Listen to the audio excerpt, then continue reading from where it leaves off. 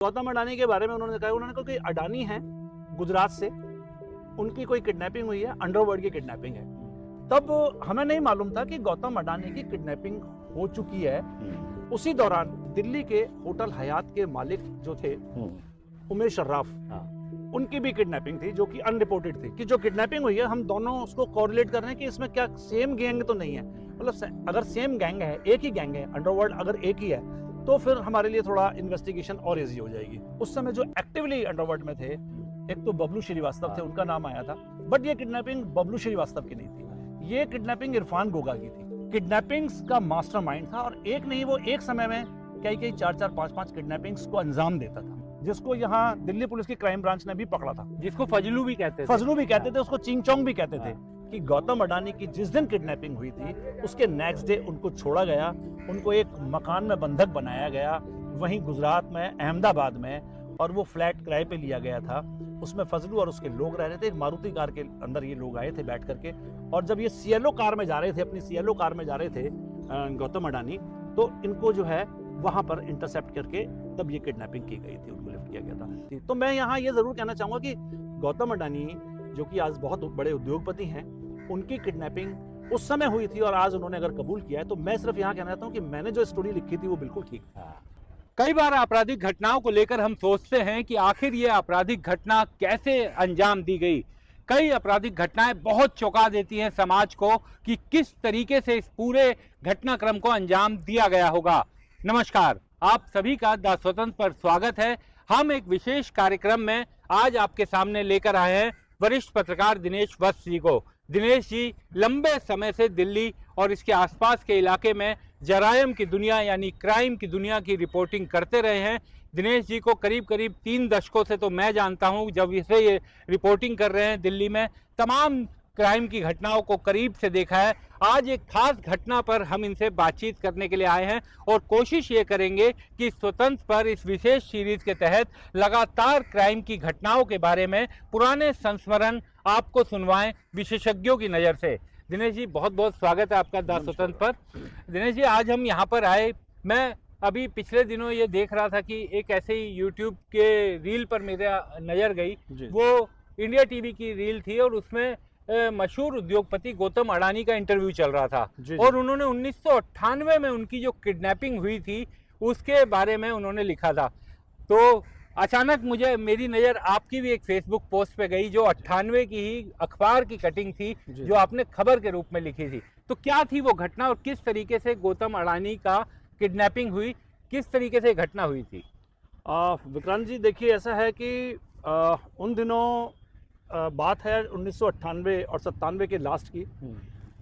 हम लोग जैसे रूटीन में क्राइम रिपोर्टिंग के लिए निकलते थे, उस दिन भी हम जो है कुछ खबरों की तलाश में निकले हुए थे। तो पुलिस हेडक्वार्टर जो कि आईटीओ पर पुराना हेडक्वार्टर है, वहाँ ये इंटर स्टेट की एक मीटिंग थी, कोऑर्डिनेशन मीटिंग थी। तो इंटर स्टेट में कोऑर्डिनेशन मीटिंग में क्या होता है कि सभी स्टेट से पुलिस अधिकारी आते हैं, वरिष्ठ पुलिस अधिकारी आते हैं। तो उसमें राजस्थान से भी थे, यूपी से भी थे, गुजरात से भी थे, हरियाणा से, तो तमाम स्टेट के वहाँ कोऑर्डिनेशन मीटिंग जो है ये। तो जब ये कोऑर्डिनेशन मीटिंग चल रही थी तो हमें भी जानकारी मिली, तो हम भी ये सोच करके वहाँ रुके रहे पुलिस हेडक्वार्टर में कि कोऑर्डिनेशन मीटिंग में कुछ ना कुछ खास निकल के आता है, क्योंकि हम लोग हर चीज़ को उस समय बारीकी से देखते थे और थोड़ा सा दूर तक देखते थे कि भाई इसमें क्या चीज़ नहीं निकल के आ सकती है, या कोऑर्डिनेशन मीटिंग में सीपी साहब की तरफ से या दूसरे स्टेट्स की तरफ से क्या किसी बड़े घटना को लेकर के कोई चर्चा होती है, क्या होती है। तो ये तब हमें नहीं मालूम था कि गौतम अडानी की किडनैपिंग हो चुकी है। तो अचानक से जब ये मीटिंग जब खत्म हो गई थी पूरी की पूरी, तो मीटिंग खत्म होने के बाद में बहुत सारे जो हमारे पुलिस अधिकारी, जिनको हम कई बार अपने वैसे तो हम अधिकारी हैं, पूरा हम उनका रिगार्ड करते हैं, लेकिन हमारे सोर्सेज भी होते हैं कहीं ना कहीं, दोस्ती हो जाती है। तो दोस्ती हो जाती है उनसे, दोस्ती के नाते वो हमें कुछ ऐसी चीज़ें बता देते हैं कॉन्फिडेंस में, बट मैं उन अधिकारी का नाम आपको नहीं बताऊंगा। लेकिन ऐसे ही जब मैंने उनको पूछा, जब मीटिंग के बाद वो बाहर निकले पुलिस हेडक्वार्टर की सीढ़ियों के पास में, तो मैंने कहा सर आज कोऑर्डिनेशन मीटिंग थी तो उसमें कुछ खास रहा? तो पहले तो उन्होंने कहा नहीं कुछ ऐसा खास नहीं था, बट फिर भी उन्होंने कहा हाँ अच्छा यार एक बात सुनो, एक मीटिंग में जो है एक चीज़ चर्चा आई है। मैंने कहा क्या? कहते किसी मतलब तब तक हमें नहीं पता था कि गौतम अडानी कौन है, तब तक हम भी नहीं जानते थे, हमें नहीं मालूम था। और गौतम अडानी के बारे में उन्होंने कहा कि अडानी है गुजरात से, उनकी कोई किडनैपिंग हुई है, अंडरवर्ल्ड की किडनैपिंग है। तो उन्हीं दिनों सेम उसी दौरान कुछ समय के डिस्टेंस पे दिल्ली के होटल हयात के मालिक जो थे उमेश सर्राफ, हाँ। उनकी भी किडनैपिंग थी जो कि अनरिपोर्टेड थी। अच्छा। अनरिपोर्टेड केसेस थे ये, और इसको लेकर के जो है तब कोऑर्डिनेशन मीटिंग में ये बात आई थी कि जो गुजरात से पुलिस आई थी, जो वहाँ अधिकारी थे, उनका नाम मिस्टर मिश्रा आई थिंक, मेरे ख्याल से, या झा, वो अगर मैं अपने पास कुछ डॉक्यूमेंट्स हैं वो मैं बता दूंगा आपको। बट जब मैंने उनको बात किया तो उन्होंने बताया कि मिस्टर झा वहाँ से आए हुए हैं और ये किडनैपिंग हुई है, कोई अडानी है, एक्सपोर्टर हैं, उस समय ये एक्सपोर्टर होते थे, और अंडरवर्ल्ड की किडनैपिंग है, और दिल्ली की जो किडनैपिंग हुई है हम दोनों उसको कोरिलेट कर रहे हैं कि इसमें क्या सेम गैंग तो नहीं है। मतलब अगर सेम गैंग है, एक ही गैंग है, अंडरवर्ल्ड अगर एक ही है, तो फिर हमारे लिए थोड़ा इन्वेस्टिगेशन और ईजी हो जाएगी। तो वो एक इनपुट वहाँ से मिला था कि भाई किन्हीं गौतम अडानी की किडनैपिंग हुई है, और इधर से ये था कि भाई होटल हयात के जो मालिक हैं उनकी किडनैपिंग हुई है। तो दोनों को जो है, चूंकि ये घटनाएं बहुत बड़ी थी, तो हमें हमारे जो सोर्स थे, हमारे जो अधिकारी थे, उनसे जब हमने ये जानकारी ली तो बातों बातों में ये चीज़ भी निकल के आई कि उसमें जो है लगभग एक 15 करोड़ रुपए पेमेंट हुई है।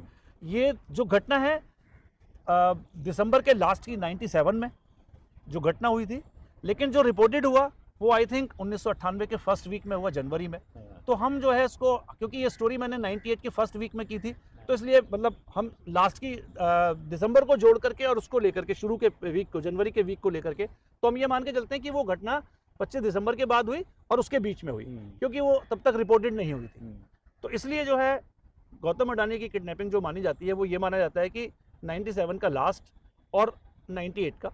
तो चूंकि मैंने वो स्टोरी जब लिखी तो उसमें जो लोग थे, अंडरवर्ल्ड के जो लोग थे उस समय जो एक्टिवली अंडरवर्ल्ड में थे, एक तो बबलू श्रीवास्तव थे, उनका नाम आया था, बट ये किडनैपिंग बबलू श्रीवास्तव की नहीं थी, ये किडनैपिंग इरफान गोगा की थी। इरफान गोगा जो है अंडरवर्ल्ड का एक बहुत ही एक्टिवली मास्टरमाइंड जो है, क्या नाम से जी, अंडरवर्ल्ड का सरगना हुआ करता था, कि जो कि किडनैपिंग्स का मास्टरमाइंड था, और एक नहीं, वो एक समय में कई 4-4, 5-5 किडनैपिंग्स को अंजाम देता था। तो ये माना जा रहा था, पुलिस अधिकारी अपनी इन्वेस्टिगेशन में ये मान के चल रहे थे कि ये अंडरवर्ल्ड जो है वो एक ही अंडरवर्ल्ड है, और इसमें लेकिन जो चेन है वो कौन सी है। तो इसमें जो चेन निकल के आई वो इरफान गोगा से फजलू रहमान, जिसको यहाँ दिल्ली पुलिस की क्राइम ब्रांच ने भी पकड़ा था, जिसको फजलू भी कहते थे, उसको चिंगचोंग भी कहते थे। तो ये वहां से जो है, क्या नाम से, तब ये जब पता लगा कि इसमें किडनैपिंग में फजलू की भूमिका है, फजलू और उसके कुछ लोगों की भूमिका है, तो मैं अब यहाँ पे आपको बताना चाहता हूँ कि जो मैंने स्टोरी अपने सोर्सेज के माध्यम से जो निकाली, वो स्टोरी ये निकल करके आई कि गौतम अडानी की जिस दिन किडनैपिंग हुई थी उसके नेक्स्ट डे उनको छोड़ा गया, उनको एक मकान में बंधक बनाया गया, वहीं गुजरात में, अहमदाबाद में, और वो फ्लैट किराए पे लिया गया था। उसमें फजलू और उसके लोग रह रहे थे, एक मारुति कार के अंदर ये लोग आए थे बैठ करके, और जब ये सीएलओ कार में जा रहे थे, अपनी सीएलओ कार में जा रहे थे गौतम अडानी, तो इनको जो है वहाँ पर इंटरसेप्ट करके तब ये किडनैपिंग की गई थी, उनको लिफ्ट किया गया था।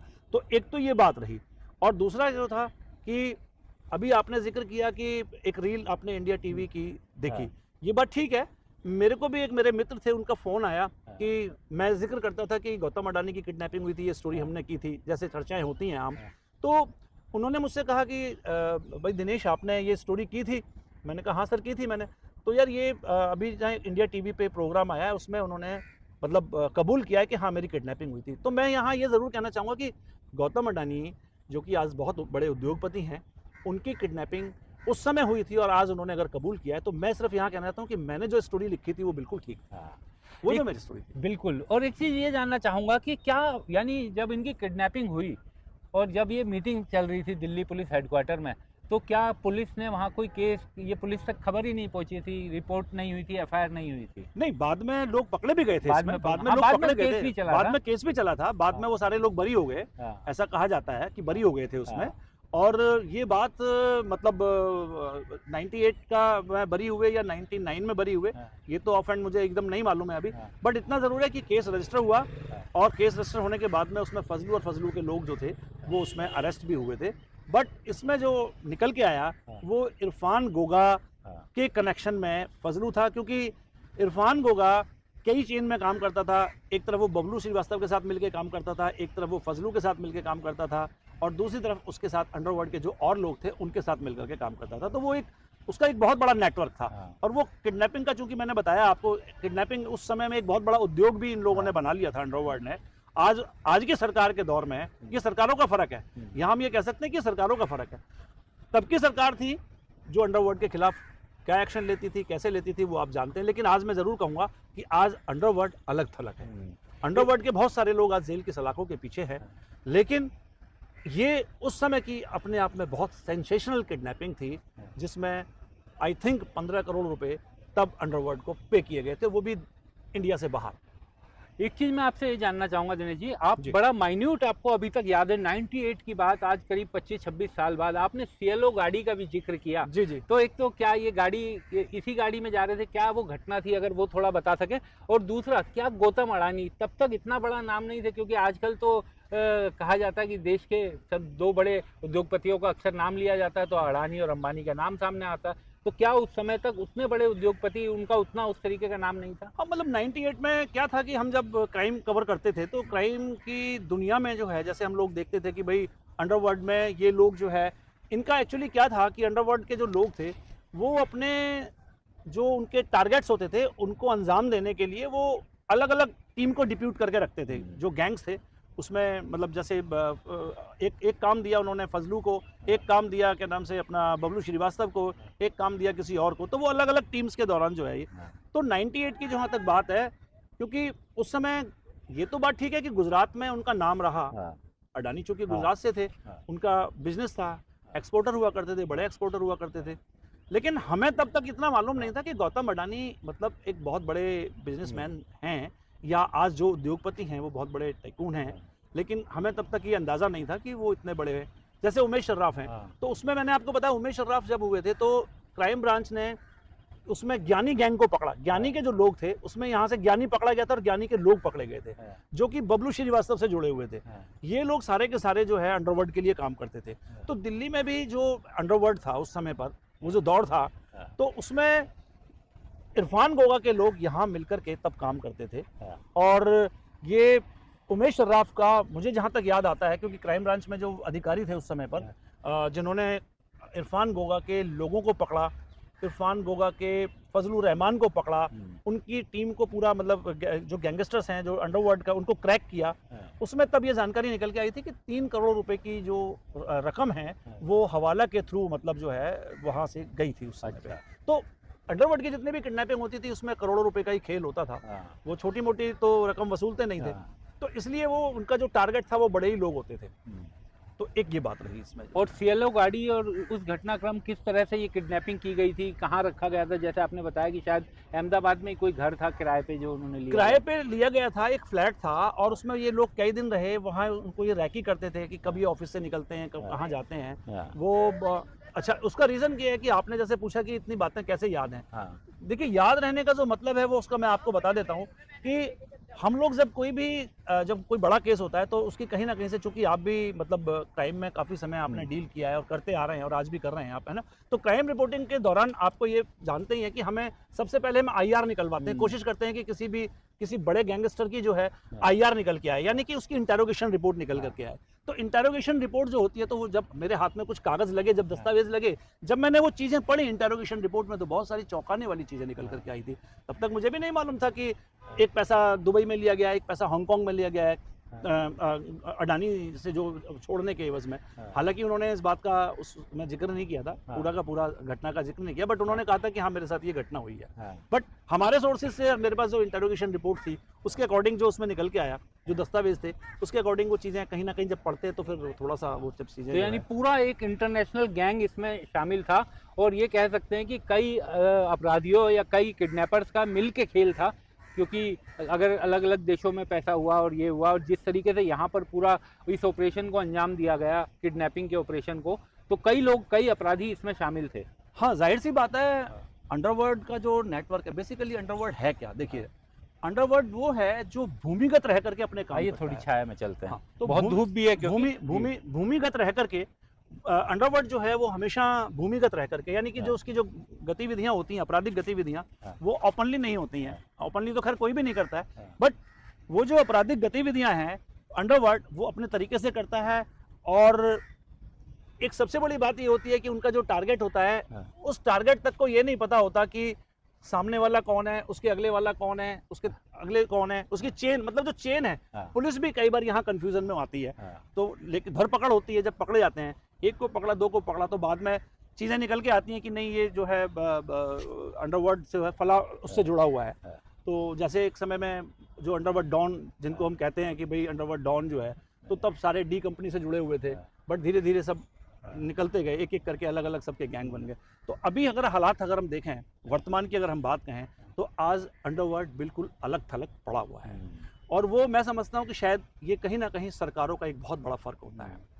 सरकारों के ऊपर भी डिपेंड करता है। ऐसा नहीं है कि महाराष्ट्र में जब सरकार थी उस समय पे कि अंडरवर्ल्ड के बारे में नहीं पता था या ऐसा उनको जानकारी नहीं थी, ऐसा नहीं है। अगर उत्तर प्रदेश में सरकारें रही हैं तो उनको नहीं पता था, ऐसा नहीं है। अंडरवर्ल्ड की जानकारी हमारी जो इंटेलिजेंस हैं वो भी जानती हैं।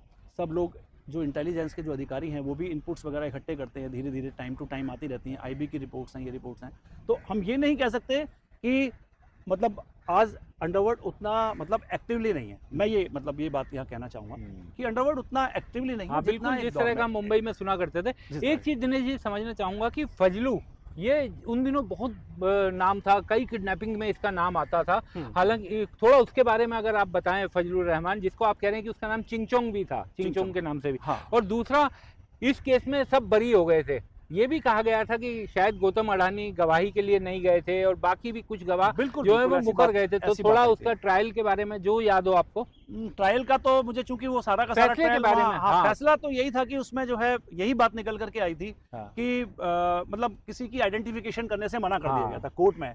जब कोर्ट में तो टीआईपी वगैरह होती है, टीआईपी होती है, टेस्ट आइडेंटिफिकेशन परेड, जिसे हिंदी में शिनाख्त परेड भी कहते हैं। तो शिनाख्त करने से मतलब जो है कहीं ना कहीं वो चीजें रही।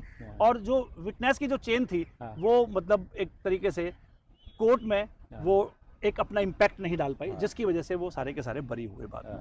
और अभी आपने बात कही फजलू की। फजलू को आई थिंक मुझे जहाँ तक याद आता है कि क्राइम ब्रांच में उन दिनों इंटर स्टेट सेल में सतबीर राठी जी हुआ करते थे। सतबीर राठी जो है बहुत बढ़िया ऑफिसर थे, नो डाउट, ठीक है। तो उन लोगों ने सबसे पहले इसको चिंगचोंग को पकड़ा था, यानी इसको फजलू को पकड़ा था। ये किस साल की बात है?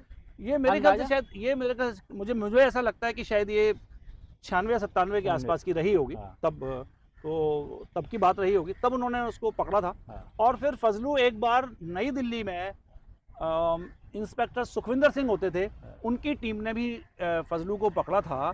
और फजलू को जब पकड़ा गया तो उसके साथ में कि किडनैपिंग करने आए थे ग्रीन पार्क में कहीं। अच्छा। अंडरवर्ल्ड की किडनैपिंग थी वो, लेकिन फेल हो गई थी। अंडरवर्ल्ड की किडनैपिंग थी लेकिन वो फेल हो गई थी। उसमें एक अर्चना एलियस सलमा, वो एक इसके साथ में जो एसोसिएट थी, उसका नाम बहुत आया था, अखबारों में बहुत छपी थी। लेकिन समय की बात है कि फजलू बाद में ग्रेजुएट कर गया उसमें जो है, और वो बाद में वहाँ तक पहुँचा, मतलब इरफान गोगा तक पहुँचा, और वहाँ सारा का सारा जो है। लेकिन अभी उस समय अर्चना या सलमा जो नाम था उसका, वो पकड़ी गई या नहीं पकड़ी गई ये तो मालूम नहीं है, बट हम लोगों ने उस समय स्टोरी की थी ये। और फजलू की जहाँ तक बात है, फजलू को मतलब आई थिंक दिल्ली में 2 से या 3 बार अरेस्ट किया गया था उसको। अच्छा। हाँ, 2 से या 3 बार अरेस्ट किया गया था फजलू को जो है। और भी कई किडनैपिंग्स में ये गैंग शामिल था दिल्ली और इसके आसपास। दिल्ली और ये बेसिकली कहाँ पर एक्टिव था? जैसे ये किडनैपिंग आप कह रहे थे कि उसी दौरान अहमदाबाद में हुई और एक दिल्ली में हुई, जो आप बता रहे हैं कि पंचतारा होटल के मालिक की। तो क्या अलग अलग राज्यों में भी इनका पूरा गैंग सक्रिय था? हाँ, ये दरअसल क्या है कि अंडरवर्ल्ड चूंकि मॉनिटर सारा का सारा बाहर से ही होता था उस समय। एक टाइम था, एक ज़माना था कि जब दुबई से सारी की सारी चीज़ें ऑपरेट होती थी। तो जब ये ऑपरेट करते थे वहाँ से, तो मैंने जैसा आपको बताया कि इनके चूंकि कई गैंग्स के जो मतलब टीम्स हैं वो अलग अलग हैं, अलग अलग स्टेट में अलग है। उधर अलग एक हेड बना दिया, एक उधर बना दिया, यूपी का अलग हो गया, इधर हो गया। तो वो मतलब एक समय में कम से कम बताते हैं कि इतना मास्टरमाइंड था इरफान गोगा कि वो 4 से 5 स्टेट में किडनैपिंग कराता था एक साथ। मतलब ऐसा ये उस समय पुलिस सोर्सेज, पुलिस अधिकारी हम लोगों को जानकारी देते थे कि मतलब वो बहुत डेस्परेट और वो सिर्फ किडनैपिंग का ही मास्टरमाइंड था, किडनैपिंग ही करता तो था। अडानी और ये जो पंसारा होटल की किडनैपिंग थी, दोनों में वो इन्हीं similar- का, दोनों हाँ, का इन्हीं का हाथ था। इन्हीं का हाथ था, इन्हीं मतलब का। हाँ, मतलब इरफान गोगा का हाथ निकल के आया था उसमें, और इरफान गोगा से ये सब लोग जुड़े हुए थे। हाँ, उसमें फजलू भी जुड़ा हुआ था, उसमें ज्ञानी भी जुड़ा हुआ था, उसमें उस समय बबलू श्रीवास्तव भी जुड़े हुए थे। ये तमाम जो है लोग जो है, हाँ। और बबलू श्रीवास्तव के तो चूंकि काफ़ी केसेस यहाँ ललित सुनेजा कांड शकरपुर में हाँ। हुआ था, बैंक एनक्लेव में मर्डर हुआ था, हाँ। तो उसमें बरी हो गए बाद में बबलू श्रीवास्तव। हाँ। लेकिन अब बबलू श्रीवास्तव, मनीष दीक्षित, हाँ। मंगा, ये तमाम लोग जो है उसमें मतलब वहाँ पर जो है ये उस केस में इन्वॉल्व मतलब पाए गए थे। हाँ। और बाद में कोर्ट ने बरी किया था, कड़कड़डूमा कोर्ट से वो हुआ था हाँ। केस जो है, वो मुझे याद है बिल्कुल हाँ। एकदम जो है। तो मैंने जैसा कि बताया आपको कि ये एक टाइम में 4-5 किडनैपिंग्स को प्लान करके तब ये ऑपरेट करते थे अपना उस तरीके से जो है। तो एक वो दौर रहा ये जो है। तो दिनेश जी, आज हमने दर्शकों को सुनाई गौतम अडानी के किडनैपिंग की कहानी। ये किडनैपिंग भले ही आज से 25 साल पहले हुई हो, लेकिन देश के इतने बड़े उद्योगपति की किडनैपिंग की एक कहानी पूरा रिकैप करवाया आपको दिनेश वत्स जी ने। दिनेश वत्स जी वरिष्ठ पत्रकार तो हैं ही, अपना एक यूट्यूब चैनल भी चलाते हैं, दिल्ली और दिल्ली दिनेश वत्स के नाम से। आप लोगों से अनुरोध है उसे भी फॉलो कीजिएगा। और हम अपने चैनल पर द स्वतंत्र पर आपको इसी तरह से समय समय पर क्राइम की घटनाओं का, पुरानी क्राइम की घटनाओं का इसी तरीके से रिकैप करवाएंगे, और उन कहानियों को सीधे दिनेश वत्स के मुंह से सुनवाने की कोशिश करेंगे जिन्होंने उस घटना को कवर भी किया। आप लोगों के देखने के लिए मैं उस अखबार की कटिंग भी दिखा रहा हूं, जब 1998 में एक खबर छपी थी। आप वो खबर भी देखिए और ये पूरी कहानी तो आपको सुनवाई। बहुत बहुत धन्यवाद। आप सभी से यही अनुरोध कि हमारे इस वीडियो को लाइक कीजिए, शेयर कीजिए और सब्सक्राइब करना ना भूलिए।